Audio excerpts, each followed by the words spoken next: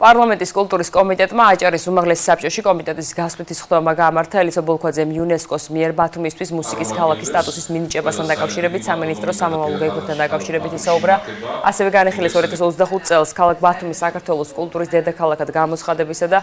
ბეშუმის მუსიკალური ფესტივალის დაარსების საკითხი, რომელიც სხდომაზე პარლამენტის წევრმა არჩილ ბერიძემ წარადგინა. კომიტეტმა წარმოდგენილი ინიციატივა დადებითად შეაფასა და მხარი დაუჭირა სხდომაზე ბათუმის ხელოვნებისა და მუსიკის ცენტრის მიერ გაწეული საქმიანობისა და დაგეგმილი ღონისძიებების შესახებ ინფორმაცია მოისმინეს. გასვლით სხდომაზე აჭარის ტერიტორიაზე არსებული მუნიციპალიტეტების მიერ კულტურის მიმართულებით განხორციელებული პროექტებისა და პროგრამების, ასევე სამომავლო გეგმების შესახებ იბრძელეს.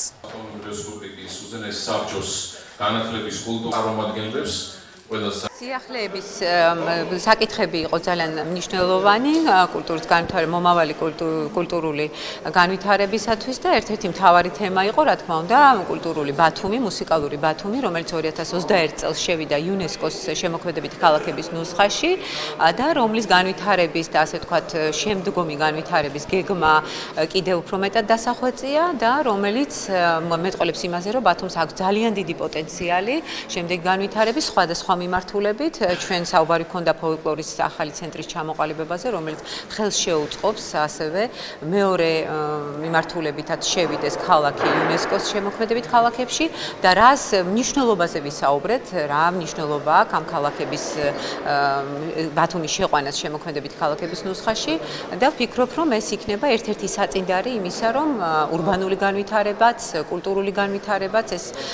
ესეთი საკითხებია, რომელიც ქალაქის განვითარებას ზოგადად რეგიონის განვითარებას უწყობს ხელს. სიმბოლურია, რომ კულტურის კომიტეტმა პირველი გასვლითი სხდომა გამართა აჭარაში, სადაც